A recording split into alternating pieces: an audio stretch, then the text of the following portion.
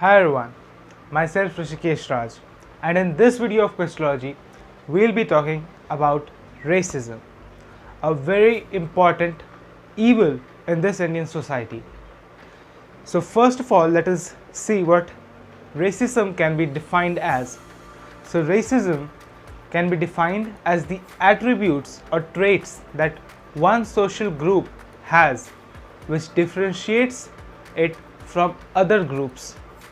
यानी कि रेस ये चीज़ है जिसमें कि एक इंसान के पास कुछ ऐसे रंग या कुछ ऐसी एट्रीब्यूट्स होती हैं उसकी जो कि उसे बाकी लोगों से अलग करती है, ये रेस होता है।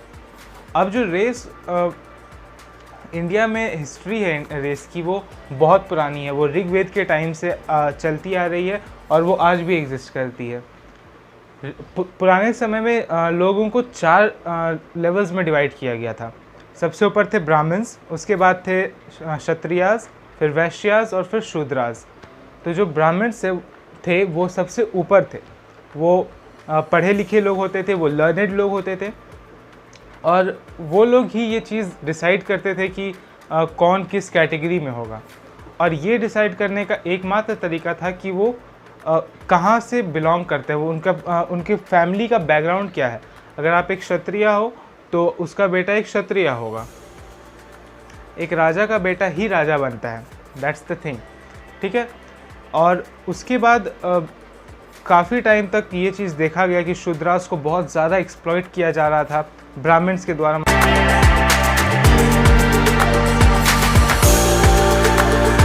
लेकिन द्वापर युग में जब कृष्ण और महाभारत का जो टाइम था उस टाइम पे हम देख सकते हैं कि द्वापर युग में कृष्ण, जो कि उनका नाम ही है कृष्ण यानी कि काला, उनका रंग काला था। सो द्वापर युग में वो एक हीरो थे, वो महाभारत के सबसे लीड कैरेक्टर्स में से एक रहे हैं। और महाभारत की जो सबसे main let's say female protagonist थी द्रौपदी, उनका भी वर्णन जब महाभारत में किया गया है तो उन्हें भी कृष्णा बोला गया है, यानी कि वो भी उनका भी रंग काफ़ी सांवला या फिर काला कह सकते हैं। लेकिन फिर भी उनको इस रूप में दिखाया गया कि वो सुंदर थे और उनके साथ डिस्क्रिमिनेशन नहीं हुआ, ना ही कृष्ण के साथ डिस्क्रिमिनेशन हुआ, ना ही कृष्णा के साथ डिस्क्रिमिनेशन हुआ। और भी कुछ भगवान हिंदू माइथोलॉजी में ऐसे हैं जैसे कि काली, उनका नाम ही सिर्फ ऐसा है जो कि बता सकता है कि उनका रंग काला रहा है। पार्वती, इनका भी वर्णन इसी प्रकार किया गया पुराणों में कि उनका भी रंग सांवला था लेकिन वो सुंदर काफ़ी ज़्यादा थी। तो हम ये देख सकते हैं कि लोग डिस्क्रिमिनेट करते थे लेकिन फिर भी कुछ लोगों की टैलेंट्स, कुछ लोगों की स्किल्स ऐसे रही हैं जिनके वजह से कि उन्हें पूजा जाता था, चाहे वो कृष्ण हो, चाहे वो काली हो या पार्वती हो।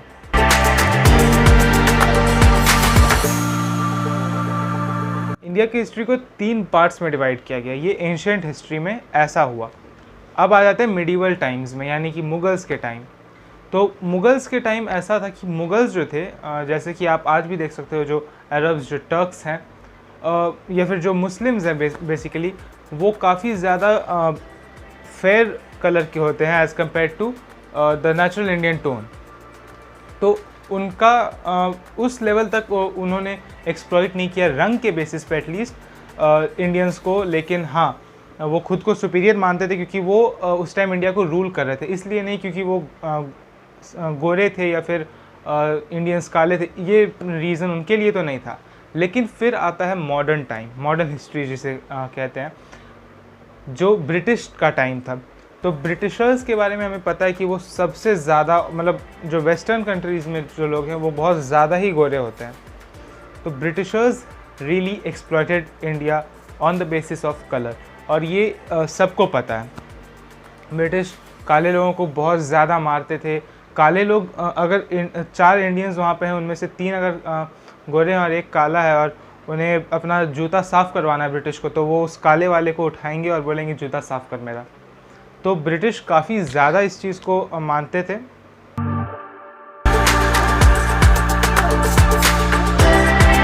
अब आते हैं लेटेस्ट कुछ ऐसी चीज़ों पे जो कि इंडिया को कलर के बेसिस पे बहुत ज़्यादा डिवाइड करता है। 1975 में हिंदुस्तान यूनिलीवर ने एक क्रीम लॉन्च की। आज वो क्रीम बहुत ज़्यादा फेमस है एंड लेट्स से वो बहुत क्या सबसे ज़्यादा फेमस है कॉमन क्रीम्स में, फेयर एंड लवली। इसका नाम ही बताता है कि if you are fair you will be lovely. इसका एक ऐड था जिसमें कुछ ऐसा होता है कि एक बाप रहता है, उसको एक बेटी होती है और वो बेटी काफ़ी डार्क रंग की होती है और he is not happy with her. उसके बाद फिर वो चाहता है कि काश मुझे एक बेटा होता, और फिर उस बेटी की जो माँ होती है यानी उस आदमी की पत्नी अपनी बेटी को जाकर एक वो फेयर एंड लवली क्रीम देती है, और वो लड़की जब उसे लगाती है फिर विद टाइम ट्रांजिशन, जैसे वो दिखाते हैं ना 5 अलग अलग चेहरे आते हैं, तो वैसे वो आता है और वो लड़की काली से गोरी हो जाती है और फिर उसके बाद उसे सक्सेस मिल जाता है लाइफ में। मतलब इट्स शिट लिटरली। मतलब आप किसी भी आप एक बहुत बड़े ब्रांड हो, you can just not be like this. और ऐसी चीज़ अगर आप टीवी पे दिखाओगे तो वो पूरे देश में फैलेगी, तो उससे एक बहुत ज़्यादा सिक मेंटालिटी लोगों की क्रिएट हो रही है। एक ऐसा ब्रांड जो कि इतना बड़ा नाम रखता है अपना, वो ब्रांड एक ऐसी पिक्चर दिखाएगा तो लोग ऑब्वियसली उसे मानेंगे। लोगों को लगेगा कि नहीं, अगर ये गोरा है तो ये ज़्यादा बेटर काम कर सकता है, ये काला है इससे काम नहीं होगा। ऑब्वियसली उस लड़की का कलर से ट्रांजिशन हुआ था, उसके स्किल्स, उसके टैलेंट जो कुछ भी था वो उतना ही था, या फिर हो सकता है उसने प्रैक्टिस किया होगा, लेकिन वो उसका टैलेंट अगर वो काली भी होती तो भी उसके पास रहता। Why don't people understand this. और भी बहुत सारे जगहों पे जो नॉर्थ ईस्टर्न्स होते हैं उनके साथ तो ये बहुत कॉमन चीज़ है कि उन्हें चाइनीज़ बुलाया जाता है। और अभी जैसे कोविड का जो टाइम है, इसमें एक बहुत फेमस इंसिडेंट हुआ था। अलाना गोमली, वो नॉर्थ ईस्टर्न्स के लिए एक कुछ ऑर्गेनाइजेशन है, मुझे उसका नाम नहीं याद है, बट उन्होंने वो NCERT के ऑफिस में थी, NCERT, जो कि देश में जितने भी बुक्स होते हैं उनको रेगुलेट करता है। उसके ऑफिस के किसी ऑफिशियल ने उन्हें कोरोना बोला था लास्ट ईयर मई में, जब वो उस ऑफिस में गई NCERT के दिल्ली ऑफिस में। तो वो क्योंकि नॉर्थ ईस्ट से है तो वो थोड़े नॉर्थ ईस्टर्न्स का फेस थोड़ा सा चाइनीज़ लोगों से मिलता होता है, तो वो जब उस जगह पर गई तो उन्हें कोरोना बुलाया गया। मतलब इस लेवल तक इनकी मेंटालिटी गिरी हुई है ना।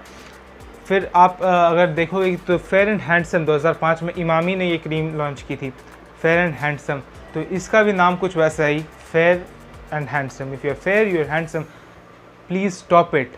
You are big companies, you are like ideals for people. अगर आप शाहरुख खान को ला के ये सब चीज़ें बुलवाओगे कि अगर आप गोरे हो तो ही आप कुछ बड़ा कर सकते हो, तो शायद आपको देखना होगा शाहरुख खान की इनिशियल मूवीज़, उनकी बाजीगर या और भी जो इनिशियल मूवीज़ रही हैं उनकी, तब आप शायद समझ पाओगे। Otherwise you all can't understand.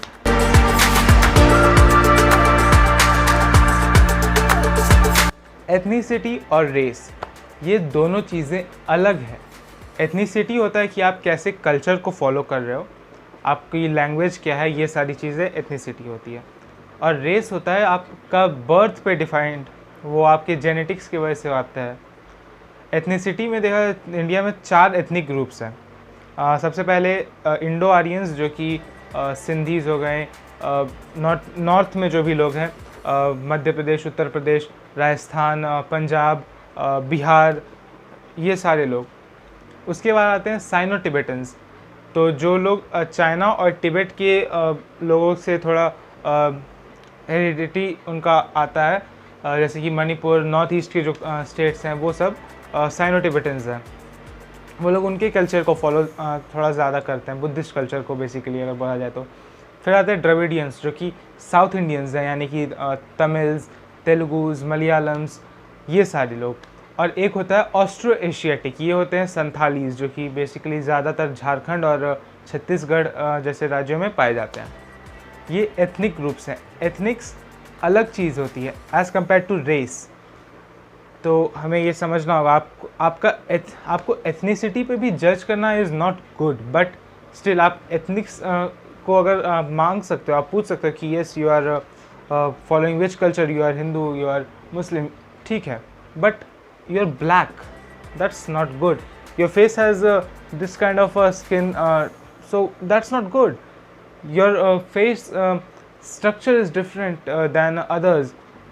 बहुत सारे नॉर्थ ईस्टर्न्स को चिंकी भी बुलाया जाता है क्योंकि वो चाइनीज़ जैसे लिखते हैं, चीनी बुलाया जाता है उन्हें तो बहुत ज़्यादा एक्सप्लॉइट किया जाता है यार। मतलब उनका level of tolerance is really commendable क्योंकि वो इतना ज़्यादा फेस कर चुके हैं पिछले 70 सालों में, जब से इंडिया आज़ाद हुआ है तब से ही।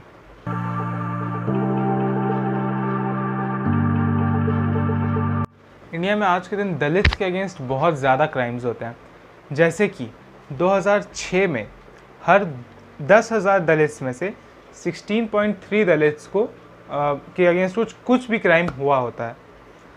2016 में यानी 10 साल बाद टेक्निकली ये चीज़ कम होनी चाहिए, बट ये बढ़ गई। हर 10,000 में से 20.3 दलित्स को के अगेंस्ट कुछ क्राइम किया हुआ होता है। ये क्राइम्स सबसे ज़्यादा कुछ स्टेट्स में जहाँ होते हैं, जिन सिटीज़ में वो हैं दिल्ली, मुंबई, सिक्किम में, यहाँ तक गोवा, झारखंड, इन स्टेट्स में बहुत ज़्यादा क्राइम्स होते हैं।